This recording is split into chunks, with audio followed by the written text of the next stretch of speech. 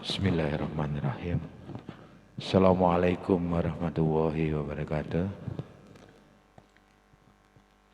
Bismillah, alhamdulillah, alhamdulillahi rabbil alamin. Wassalatu wassalamu ala asyrafil anbiya'i wal mursalin wa ala alihi wa sahbihi ajmain, amma ba'du. Yang terhormat Bapak Ibu jamaah sholat duhur di Masjid Darul Faghfirah RSUD Dr. Arifus Kabupaten Tuban. Yang terhormat Ustadz Ali Zamrozi, yang terhormat Bapak Ibu Takmir Masjid Darul Faghfirah. Pertama-tama marilah kita panjatkan puji syukur kepada Allah SWT yang telah memberikan rahmat-Nya sampai detik ini kita bisa terus istiqomah beribadah kepada Allah SWT. Sholawat dan salam selalu kita haturkan kepada junjungan kita Nabi besar Muhammad Shallallahu Alaihi Wasallam. Semoga kita selalu mendapatkan syafaat beliau sampai pada hari akhir. Pada kesempatan kali ini, Takmir Masjid Darul Maghfirah Kabupaten Tuban menyelenggarakan kegiatan kajian Ba'da Duhur pada bulan Ramadan 1443 Hijriah kali ini dengan mengangkat tema Tiada Hari Tanpa Al-Quran. Pada hari Senin tanggal 19 April tahun 2022 ini, narasumber yang dihadirkan oleh Takmir Masjid adalah beliaunya Ustadz Ali Zamrozi. Semoga kita mendapatkan hikmah dan berkah manfaat dari tholabul ilmi nanti yang akan disampaikan oleh beliau. Tanpa mengurangi rasa hormat, waktu dan tempat kami persilakan untuk Ustadz Ali Zamrozi.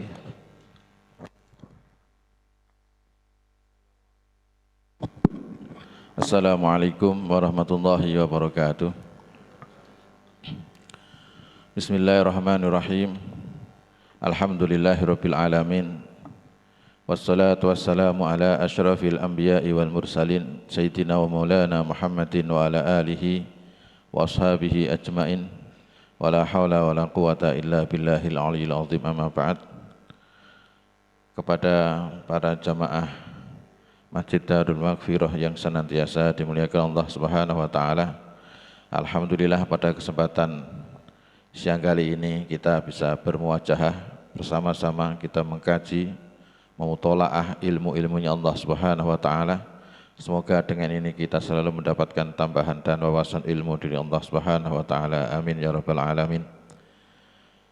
Pada kesempatan siang kali ini kami akan membacakan satu surah daripada surah Ali Imran ayat ke-92. Yang membawa Al-Quran bisa dibuka. La tanalul birra hatta tunfiqu mimma tuhibbun wa ma tunfiqu min syai'in fa innallaha bihi alim. Lan tanalul birra, kalian semuanya itu tidak akan pernah mendapatkan kebaikan yang sempurna hatta tunfiqu mimma tuhibbun, sehingga mau menginfakkan sebagian dari harta yang kalian sukai.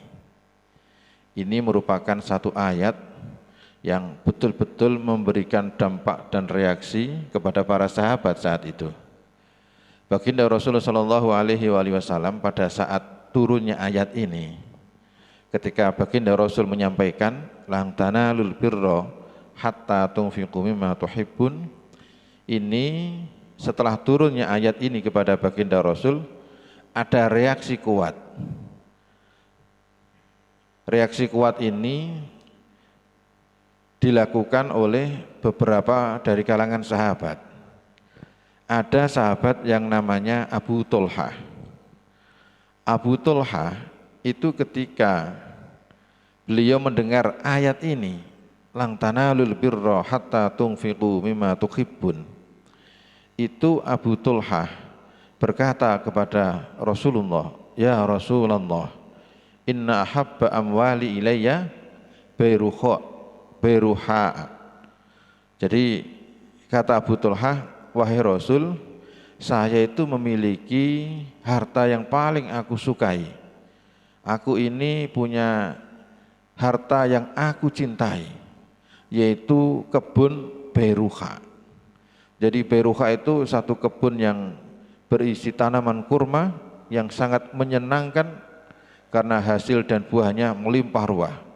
Jadi kebun beruha itu ada di belakang Masjid Nabawi. Kata Abu Tulhah, wa huwa shadaqatun lillah. Maka kebun yang aku cintai itu, maka kebun yang aku sukai itu, aku sedekahkan untuk kepada Allah Subhanahu wa taala.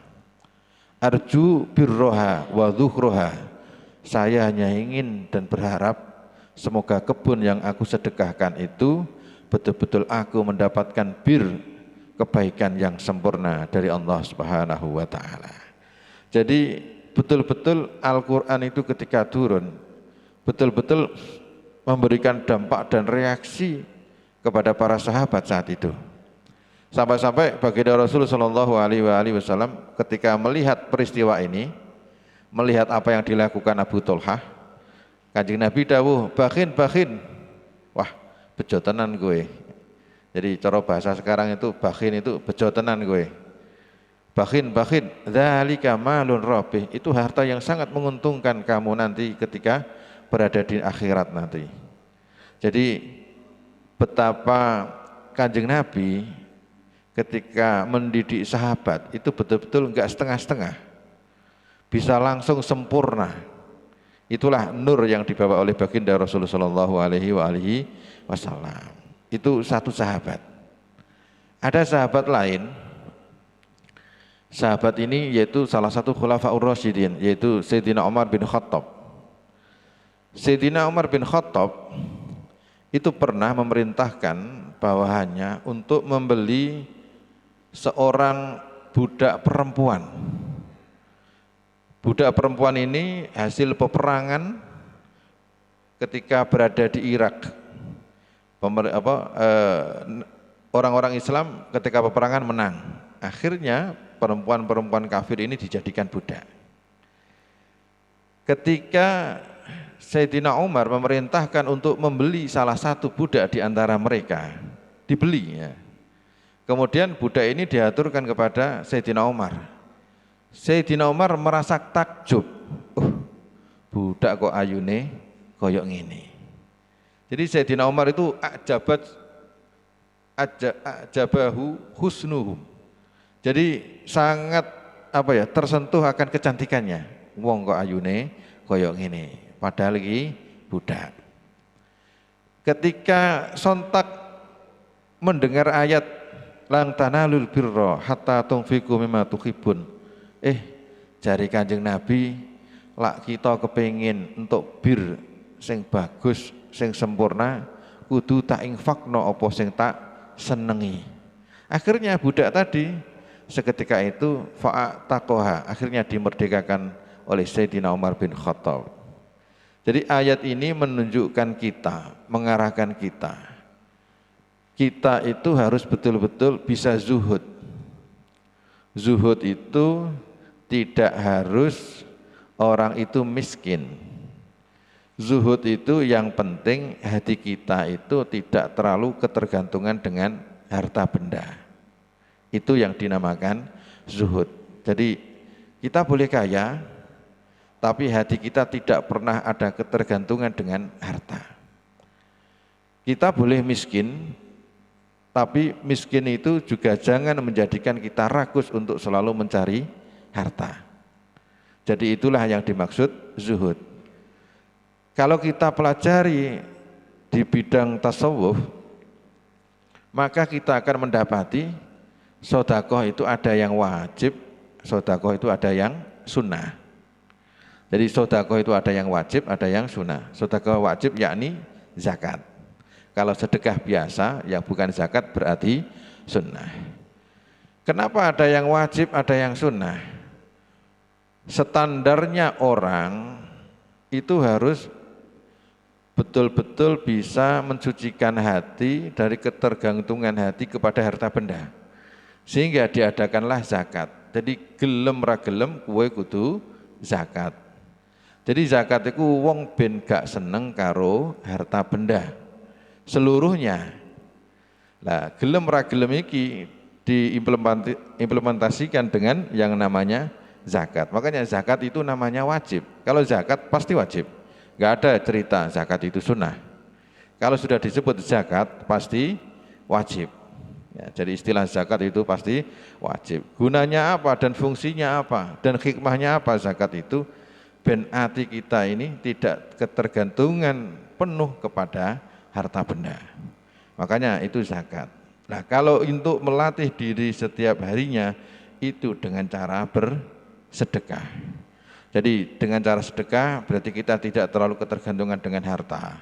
Tapi itu sifatnya melatih diri dan itu hukumnya sunnah. Tetapi kalau zakat ini harus. Kalau kita melihat ini fungsi daripada zakat maupun sedekah itu sama-sama mengeluarkan harta.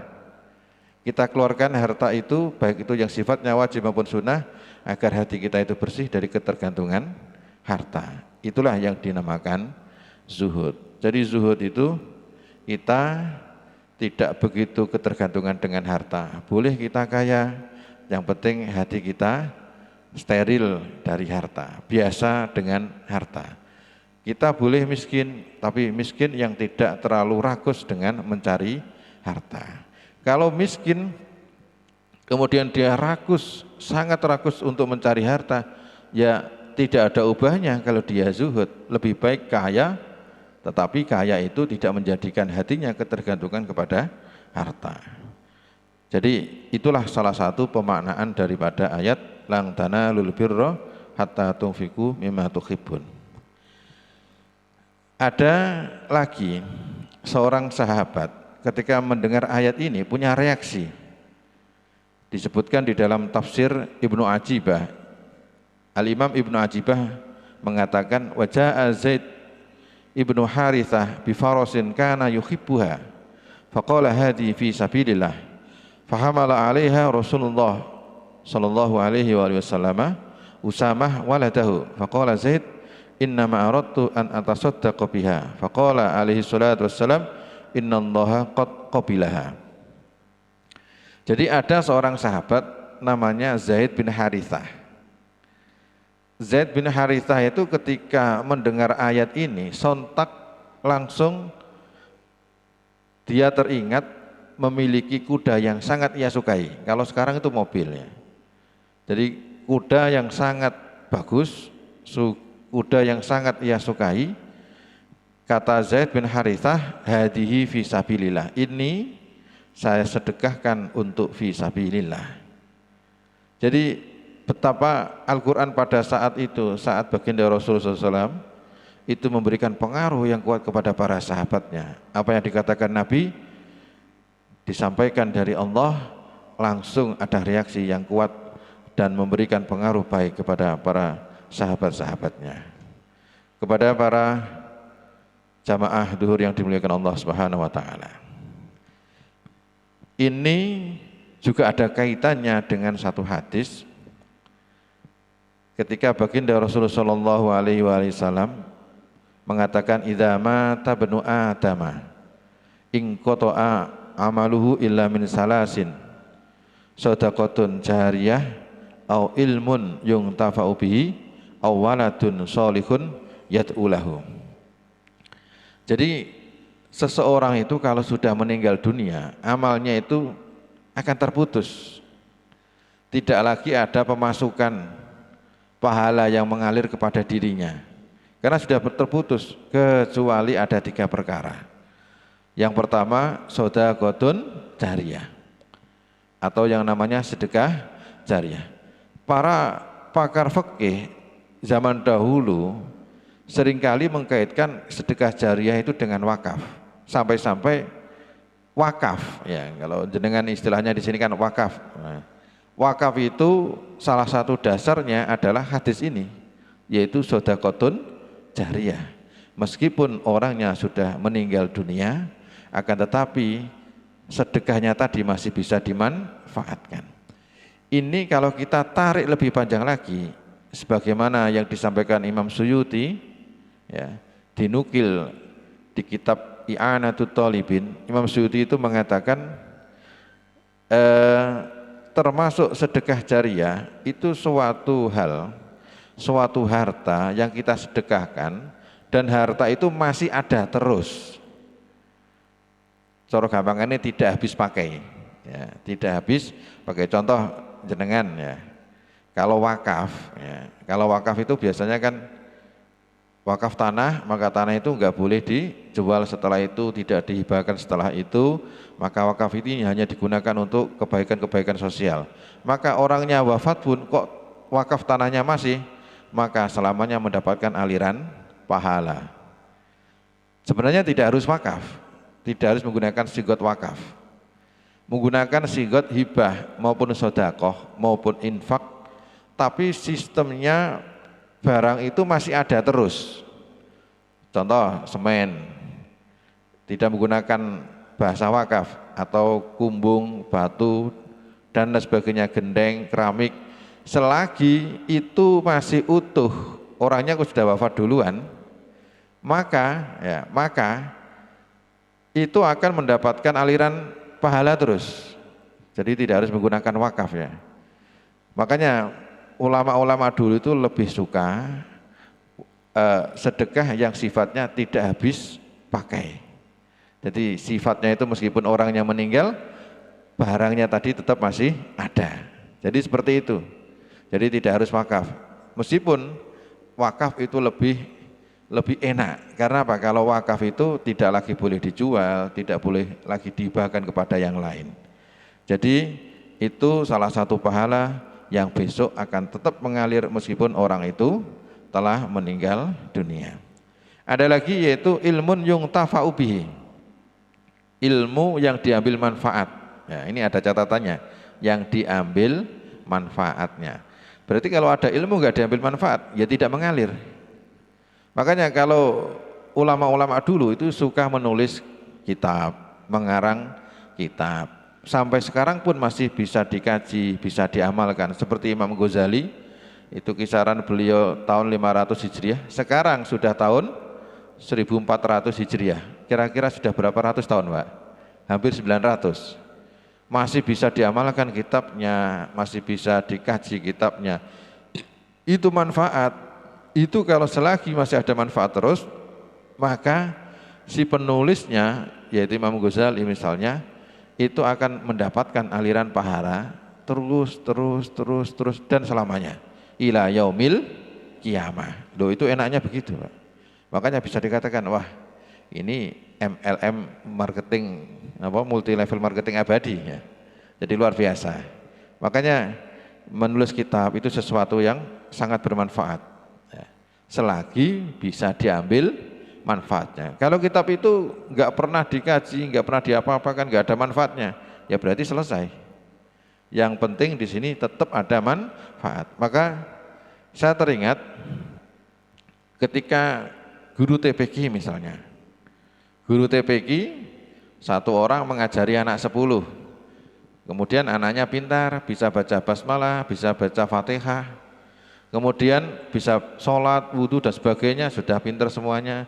Akhirnya gantian, yang 10 ini sudah dewasa, kemudian 10 ini menjadi guru, masing-masing anak 10 ini tadi mengajari 10 lagi ya, 10 lagi, diajarilah 10 itu.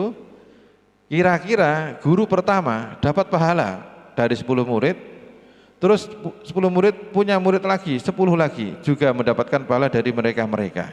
Jadi selagi ilmunya itu bermanfaat, diamalkan terus, guru yang pertama itu mendapatkan aliran pahala terus. Makanya ini saya sebut MLM abadi. Jadi kok sampai selawase ila yaumil qiyamah. Makanya kita jangan ogah-ogahnya ngulang, meskipun hanya sekedar ngulang TPQ, meskipun hanya sekedar ngulang Al-Fatihah. Makanya itu sangat luar biasa sekali, meskipun guru TPQ wafat, tapi murid-muridnya sudah banyak. wis pokoknya karek nunggu kiriman pahala. Itu enaknya luar biasa. Itu gara-gara ilmun yung tafa'u bihi. Kemudian awaladin solihin yad'ulahu, anak yang solih ya. Ini para ulama menafsiri solih itu artinya muslim. Waladun muslimun yad'ulahu, punya anak kok mau mendoakan orang tuanya, ini berarti sesuatu yang mengalir meskipun orang tuanya sudah meninggal. Anaknya lagi punya anak, anaknya lagi punya anak. Seringkali kita didoakan kepada doakan anak kita, kalau enggak anak cucu kita, kalau enggak cucu kita cicit kita sampai ke bawah terus. Makanya kita harus punya semangat untuk menjaga anak-anak kita tetap dalam akidah agama Islam. Dengan begitu insya Allah mereka-mereka itu adalah aliran-aliran pahala kita yang tetap akan mengalir meskipun nanti kita sudah meninggal dunia. Demikian yang sedikit kami sampaikan. Semoga dalam kesempatan ini kita selalu mendapatkan ma'unah dan barokah. Amin ya rabbal alamin. Akhirul kalam. Wassalamualaikum warahmatullahi wabarakatuh. Waalaikumsalam warahmatullahi wabarakatuh. Mungkin ada dari Bapak Ibu yang mau mengajukan pertanyaan maupun apa? Monggo dipersilakan. Tidak ada? Iya. Ya alhamdulillah. Tausiah dari Ustadz Ali Zamrozi pada siang hari ini sudah memberikan pencerahan banyak pada kita semuanya dengan terkait masalah sedekah dan amal jariah dan lain sebagainya tadi yang sudah disebutkan. Saya teringat satu hal, Ustadz. Pesan orang tua saya itu pada saat saya kecil bahwa nanti kamu itu yang akan meneruskan doa-doa orang tuamu yang sudah diturunkan dari mbah-mbahmu. Itu bahasa-bahasa dari orang tua saya manakala ngajari kami bersaudara itu ngaji atau apapun. Jadi bahasanya meneruskan doa. Alhamdulillah mungkin juga Bapak Ibu juga seperti itu, kita tetap dalam Islam dan iman. Ini mungkin tidak ada pertanyaan, Pak Ali atau siapa? Boten. Terima kasih atas waktu dan perhatian yang sudah diberikan oleh Bapak Ibu jamaah sholat duhur di Masjid Darul Mahfirah. Mohon berkenan untuk Ustadz Ali Zamrozi untuk memberikan barokah doa pada siang hari. Waktu dan tempat saya persilakan. Bismillahirrahmanirrahim. Alhamdulillahirabbil alamin hamdan yafi ni'amahu wa yukafi mazidah. Ya Rabbana lakal hamdu kama yanbaghi li jalali wajhika wa 'azimi sultanik. Allahumma salli ala sayyidina Muhammad wa ala ali sayyidina Muhammad. Allahumma wa taqabbal minna salatana wa siyamana wa ruku'ana wa sujudana wa qu'udana wa tadarru'ana wa takhashu'ana wa ta'abbudana wa zakatina wa sadaqatina wa tammim taqsirana ya Allah ya Rabbal alamin. Rabbana atina fid dunya hasanah wa fil akhirati hasanah wa qina adzabannar. Wa sallallahu ala sayyidina Muhammadin wa ala alihi washabbihi wasallam bi fadli subhana rabbika rabbil izzati amma yasifun wa salamun al mursalin alhamdulillahi rabbil alamin. Sirril Fatihah. A'udzu billahi minasyaitonir Assalamualaikum warahmatullahi wabarakatuh. Waalaikumsalam warahmatullahi wabarakatuh.